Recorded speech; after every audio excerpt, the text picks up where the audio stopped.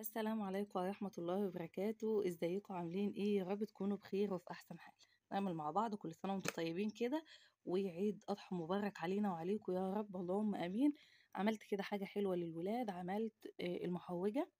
كان في ناس طالبينها مني، انا طبعا بعمل اكل بيتي وحلويات، اي حاجة، فطير مشلتت، اي حاجة بعملها. فكان في ناس كده طالبين مني المحوجة الصفراء او اللقمة الصفراء، فعملتها دي بتاعتهم، وعملت لي للولاد كمان معانا.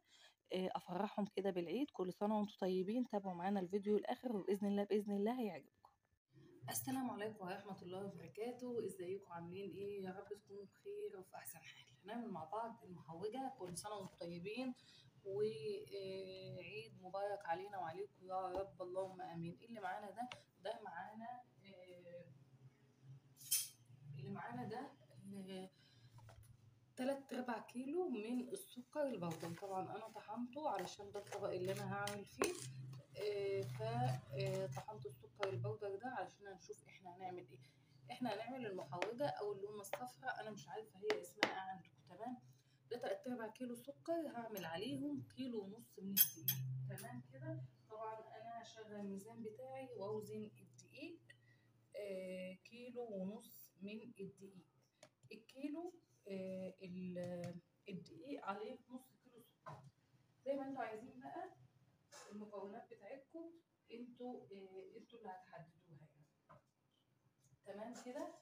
آه، اول حاجه، انا مش هحط الدقيق دلوقتي. تمام. احنا هنستخدم لكل كيلو دقيق نص كيلو سكر. تمام. حلو قوي لحد كده. تمام. ده 1.5 كيلو من الدقيق. هحط عليهم قد ايه سمنه؟ هحط عليهم 3/4 كيلو سمنه.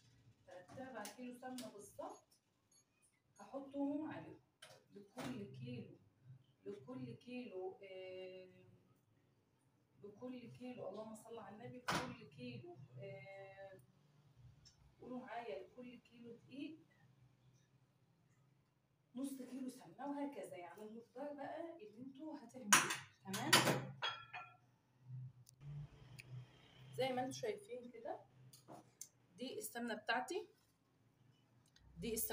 اهو. اللهم صل وسلم وبارك على محمد وعلى اله واصحابه الطيبين الطاهرين. دي سمنه جنة، روابي، اي سمنه من عند، طبعا مش بلدي ولا حاجه، سمنه عاديه خالص. عايزين تضيفوا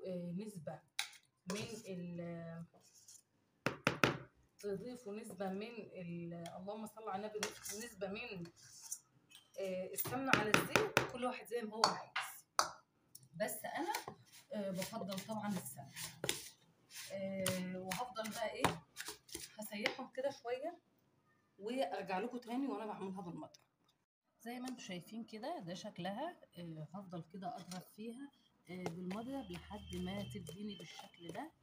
طبعا لسه انا هكمل كمان ضرب بالمضرب لحد كده ما تبقى بيضه وتنفش خالص. تمام.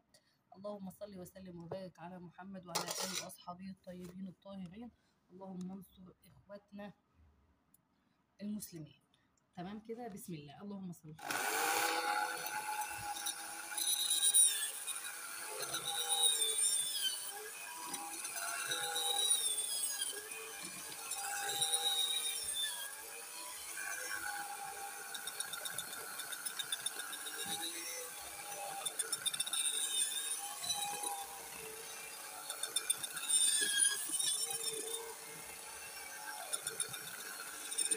طبعا انا مش عايزه اشتغل من صوت المضرب،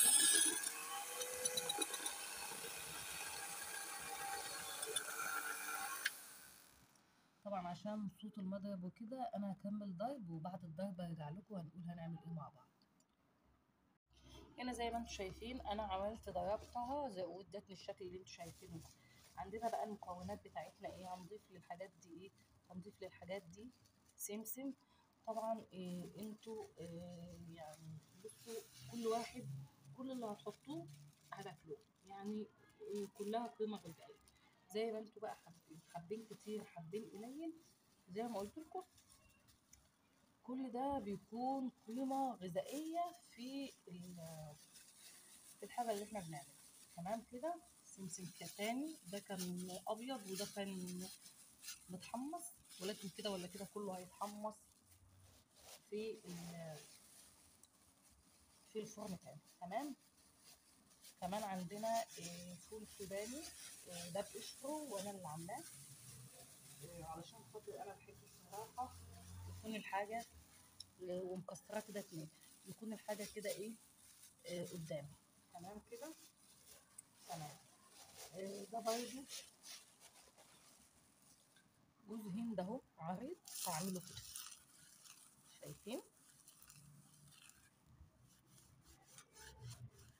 خليته ايه ناعم، ولو في واحده برضه كده عريض او اي حاجه ننعمها، لان هو المفروض ان هو يكون ناعم.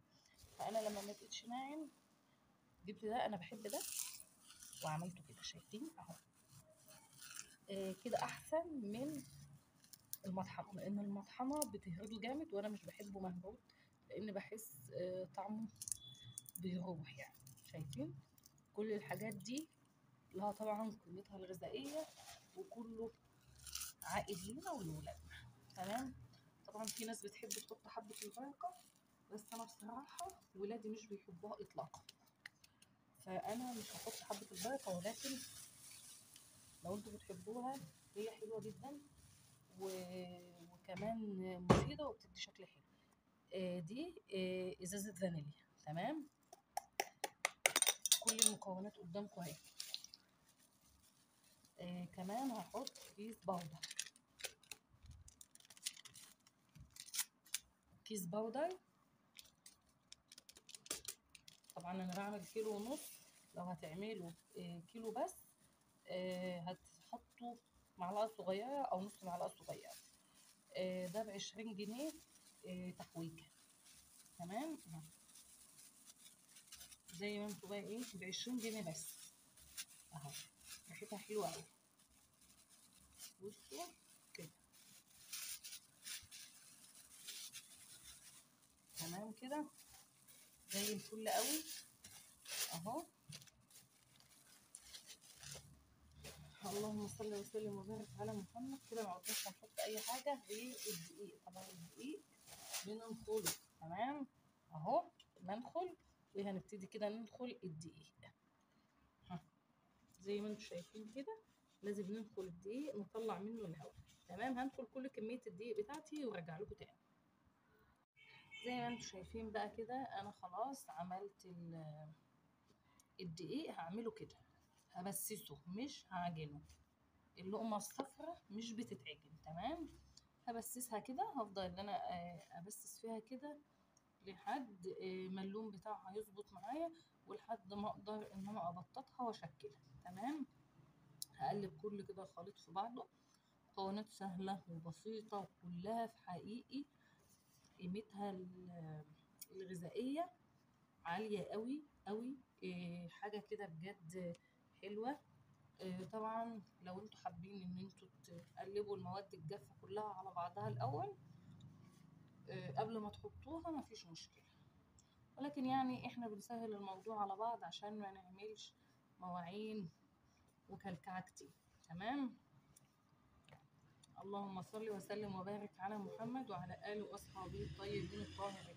افضل ان انا اعملها كده زي ما انتم شايفين بالشكل ده. على فكره اضاءه التليفون هي اللي مفتحاها، ولكن هي لونها حلو قوي. انا مش بحبها الغامقه، انا بحبها كده اللون الحلو الفاتح ده بتكون حلوه قوي. وطبعا لسه ما قلبتهاش كويس، فبالتالي لسه ما اتقلبتش كويس على بعضها. تمام. هخلص تقليب عشان الفيديو شكله طويل قوي كده وارجع لكم تاني. ما تنسوش طبعا تصلوا على النبي. ولو وصلتوا لحد هنا من الفيديو اكتبوا لي، انزلوا اكتبوا كومنت حلو. طبعا لو ما عملتوش لايك اضغطوا بسرعه اعملوا لايك. هرجع لكم بقى باذن الله بعد اما الفها. زي ما انتم شايفين كده ما شاء الله ولا حول ولا قوه الا بالله. العجينه هعملها كده في ايدي اهي. لو لقيتها كده بالشكل ده لمت يبقى العجينه بتاعتي ناجحه اهو. شايفين انا كده بقدر اشكلها لو لقيتها كده بالشكل ده يبقى العجينة بتاعتي ناجحة وزي الفل. شايفين اهي. لو بقى اللي هي ما اتظبطتش معانا ومش طريه كده في ايديكم يبقى العجينه بتاعتكم مش كويسه. طبعا انا هعملها في الصينيه. طبعا هوريكم وانا بعملها في الصينيه وكل حاجه باذن الله، بس انا حبيت ان انا اوريكم وانا برضو ببسها او بعجنها العجينه بتكون شكلها عامل ازاي. تمام كده. اهو معاكم واحده وواحده هنشوفها برضو واحنا بنحطها في الصينيه وكل حاجه باذن الله. بصوا بقى يا حبايب قلبي، انا هنا هاخد العجين بتاعي وابتدي ان انا اوزعه في الصينيه بتاعتي. تمام. اللهم صل وسلم وبارك على محمد وعلى اله واصحابه الطيبين الطاهرين، ولا حول ولا قوه الا بالله العلي العظيم. زي ما انتم شايفين السمك ده بقى كل واحد براحته، يعني تخينه رقيقه زي ما كل واحد بيحب. طبعا كل واحد بيحبها بطريقة معينة، كل واحد بيحبها بسمك معين. أنا بحبها ولا تخينة ولا رقيقة، يعني ولا تكون تخينة ولا في نفس الوقت تكون رقيقة. هنشوف كده السمك مع بعض طبعا لحد ما يبتدي يظبط معايا. هقف بقى على العجين كده. تمام. اللهم صل وسلم وبارك على محمد وعلى آله وأصحابه الطيبين الطاهرين. صلوا عليه.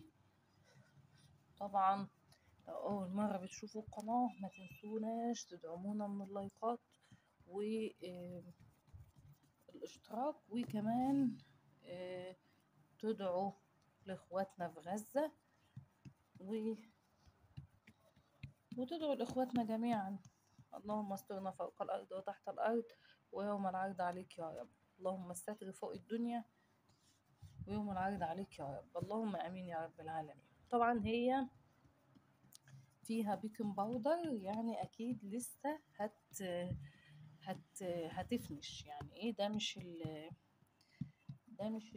النهائي اللي احنا بنبططه ده، اكيد ان هي لسه هتكبر لان هي حاطين لها بيكنج باودر. تمام. طبعا انتوا عارفين لما بالحاجه بنحط لها بيكنج باودر بتكبر. تمام كده. انا بحاول اوزعها توزيعة كويسة بنفس اللي شايفين. بصوا لسه ما كملتش ده، انا بحاول اهو، انا بحاول اكمل واظبط الدنيا هنا اول علشان خاطر اظبط السمك. طبعا اللون بتاع حبة البركة بيديها لون حلو قوي، بس انا والله ببقى نفسي احطها بس ولادي بصراحة مش بيدوني الفرصة ان انا احطها. تمام كده. هكملها لان فعلا حاسة ان الفيديو اخد اطول من حقها. يعني طبعا في ناس بتحط عليها عسل، بس اللي بعسل بتبقى طرية شوية، مش بتبقى اهو. انا هنا لما احتجت حطيت مش بتبقى مقرمشة، دي مقرمشة وزيها زي البسكويت كده، وكمان لازم تتحط ويتقفل عليها وكل الحوارات دي. زيها زي البسكوت بالظبط، تتعامل معاملة البسكوت لأنها بتطري. تمام. فنفس معاملة البسكوت بنعملها ليها. انا كده معدتش هحط، هحاول بقى ان انا اظبط الدنيا اهو. هخلصها وباذن الله نشوفها مع بعض. سيدي يا سيدي على الجمال. بصوا يعني قولولي بجد، قولولي بجد ايه الجمال ده، ايه الحلاوه دي. يا سيدي يا سيدي على الجمال. استاهل والله. دي قشرية فول، محدش يقرف ولا حاجه. دي قشرية فول ما فيش منها قرف يعني. اهي. يعني بصوا اهي قشرية فول احمر كمان. فشايفين بقى الجمال والحلاوه. طبعا دي بنقطعها قبل ما بتدخل الفرن، بندخلها الفرن على درجة نار متوسطة وبندخلها في النص. ليه؟ لأن ده عبارة عن سكر وسمنة. سكر وسمنة يعني بناخد بالنا منه قوي علشان ما يتحرقش. تمام. طبعا قطعوا بقى التقطيعة اللي انتوا حابينها. حابين تقطعوا التقطيعة دي زي ما انتوا حابين. طبعا انا اللي ماسكه التليفون لنفسي، فباجي كده في الاخر مش بعرف اقطع. زي ما انتوا حابين قطع. تمام. كبيره صغيره، اللي انتوا حابينها انتوا واللي انتوا شايفينها ان هي كويسه ليكم هتقطعوها. تمام. اللهم صل وسلم وبارك على محمد وعلى اله واصحابه الطيبين الطاهرين، ولا حول ولا قوه الا بالله العلي العظيم. تمام. انا قلت لكم كل واحد بيقطع التقطيعه اللي هو شايفها مناسبه ليه. دي كمان عندي واحده اجت كبيره، في ناس بتحبها مثلثه، في ناس بتحبها مربعه، زي ما انتوا ايه حابين قطع. تمام كده. طبعا بعد ما بخلصها بعيد عليها تاني علشان خاطر ايه، علشان خاطر برضو ابططها تاني. تمام. هتقولوا لي ليه؟ هقول لكم علشان تبقى مظبوطه. تمام كده. انا ماشيه ايه، ماشيه والله. بصوا ما انا عارفه انا ماشيه ازاي، بس باذن الله هتطلع زي الفل. اهو انا قطعتها ادخلها الفرن، وباذن الله شوفوها تاني بقى وانا بطلعها من الفرن وانا بقول لكم يا حلاوه على الجمال. زي ما انتم شايفين بقى دي الصينيه التانية جهزتها وخلصتها، وباذن الله ادخلها كده الفرن. وبعد ما ادخلها الفرن نشوفها كده مع بعض. زي ما قلت لكم مش بتاخد وقت خالص في الفرن، يعني 20 دقيقه ونبص عليها، وكل 10 دقايق برضو بنبص عليها. زي ما انتم شايفين كده ما شاء الله ولا حول ولا قوة الا بالله. هي كده طلعتها من الفرن زي ما انتم شايفين بالشكل ده. طبعا مش بسيبها تهدى شوية 10 دقايق كده، وببتدي ان انا اقلبها على الصينية التانية. طبعا متاح لو اي حد محتاج ان انا اعملها له يشتريها، يكون شغل بيتي متاح بعملها، وبكميات كمان مش كمية قليلة. أي حد محتاج كيلو، من حتى لو 10 كيلو بعملها تحت أمركم في أي وقت لو حد محتاجها ومش عارف يعملها وبتطلع معاه مش مظبوطة أو أي حاجة، أنا بعملها. وبإذن الله بإذن الله تعجبكم. شايفين الجمال والحلاوة ما شاء الله ولا حول ولا قوة إلا بالله. كمان دي التانية هي اللي في الفرن ما شاء الله عليها، سايباها ايه لسه برضو كده شوية، وبإذن الله طلعها برضو هوريها لكم بإذن الله. وادي الشكل النهائي ما شاء الله ولا حول ولا قوة الا بالله. زي ما انتم شايفين كده انا قلبتها على الصينية اكبر، وده الظهر بتاعها حلو قوي، السمك بتاعها حلو قوي ومتحمصة، وبجد حاجة بجد جميلة جدا جدا جدا، مفيدة كلها اصلا قيمة غذائية جبارة والله. بصوا اهو احلى طبق كده، بصوا تاكلوه حاجة كده، هي اللون بتاعها بيبقى حلو كده، مش غامق ومش فاتح. بصوا بقى على الجمال والحلاوة، بجد بجد تحفة قوي. جميلة. استنوني في فيديوهات حلوة كتير.